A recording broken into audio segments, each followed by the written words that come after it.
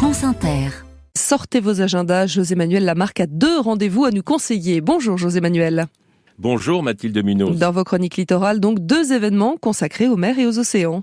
Ces 2 événements se tiendront au Musée de la Marine à Paris, vendredi prochain jusqu'à dimanche prochain. Et pour les présenter, j'ai rencontré Olivier Poivre d'Arvor, l'ambassadeur pour les pôles et les océans, l'envoyé spécial du président de la République pour la conférence des Nations Unies, l'UNOC, à Nice en juin prochain. Olivier Poivre d'Arvor, tout d'abord, la Grande Marée, le premier festival de la mer et des marins à Paris au Musée de la Marine. Oui, écoutez, cette fin de semaine, c'est surtout les grandes marées, coefficient 114. Alors, tous ceux qui sont au bord de la mer vont évidemment aller voir l'effet de la marée. Mais à Paris, nous nous sommes dit avec Thierry Gausseron, le directeur du musée, avec Rim Benzina, la présidente de la Saison Bleue, qu'il fallait que la mer monte, mais elle monte à Paris. Et donc, elle va monter à Paris et on organise pour la première fois, je crois, un grand rendez-vous qui sera annuel, qui donc a lieu au Musée de la Marine, à côté de la Seine, et qui, pendant 3 jours, du 28 au 30, va faire vivre la mer et les marins à travers les témoignages, toutes sortes de gens à la fois sympathiques, qui ont le pied marin, et parfois des gens importants aussi. Oui, des gens importants qu'on pourra rencontrer. Laurent Balesta, François Sarano, Jacques Rougerie, entre autres, Romain Troublé, Tara, bien évidemment, Catherine Chabot, bien évidemment aussi. C'est l'événement qui va permettre de rencontrer ces fameux mériens et ces fameuses mériennes. Oui, y compris ceux qui, parfois, moi je suis aussi ambassadeur chargé des pôles, de temps en temps viennent nous challenger, le mot est faible, je pense à Claire Nouvian, je pense à d'autres figures comme ça de la société civile qui, par leur témoignage, leur engagement, portent des messages, montrent des films. Ça va être à la fois vivant, dynamique, beaucoup de livres, tous les livres, peut-être pas tous parce que vous les connaissez encore mieux que moi, qui sortent sur la mer, seront présentés à travers leurs auteurs. Jean-Yves Le Drian viendra nous faire un grand topo sur la géopolitique et la mer. Et puis, en fin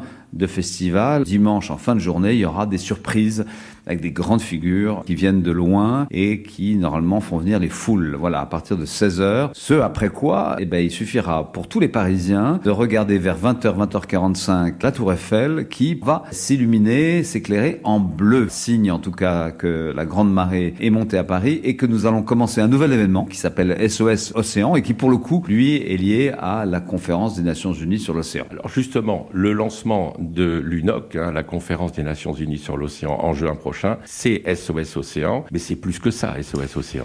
Oui, c'est en fait le besoin qu'on a eu. Je dois ça à Laurence Tubiana, qui sera là d'ailleurs, qui m'avait dit qu'il fallait, comme il l'avait fait pour la COP 21 en 2015, qu'il fallait à un moment donné adresser le sujet, c'était le climat à l'époque, là c'est l'océan, de manière forte et dramatique. Parce que c'est confortable, l'océan, on en parle, c'est agréable, sauf que l'océan va pas très bien, qu'il faut décarboner, qu'il faut protéger les espèces, qu'il faut protéger à travers des aires marines dédiées, qu'il y a vraiment des sujets d'acidification, de montée des eaux, enfin on les connaît, de perte d'oxygénation, qui sont quand même inquiétants. Et puis qu'il faut ratifier ce traité de la haute mer qui permettra de gérer 60% de la mer, et c'est pas rien. Et pour ça, c'est vrai qu'on a souhaité faire venir des personnalités du monde entier. Je pense à Sylvia Earle, Harrison Ford, Al Gore, Michelle Bachelet, l'ancienne présidente du Chili, qui seront là pour nous apporter leur regard, qui est pas du tout celui des organisateurs, pas du tout celui des Nations Unies, pas du tout celui de la France ou du Costa Rica, qui est certainement un regard très exigeant sur ce que la société civile attend des chefs d'État et de gouvernement qui seront très nombreux à Nice, mais qui doivent surtout décider. Et donc, le lundi 31 au matin, au Musée de la Marine, ils adresseront, après avoir travaillé la veille au soir et toute la matinée, un message au président de la République et qui sera leur cahier de doléances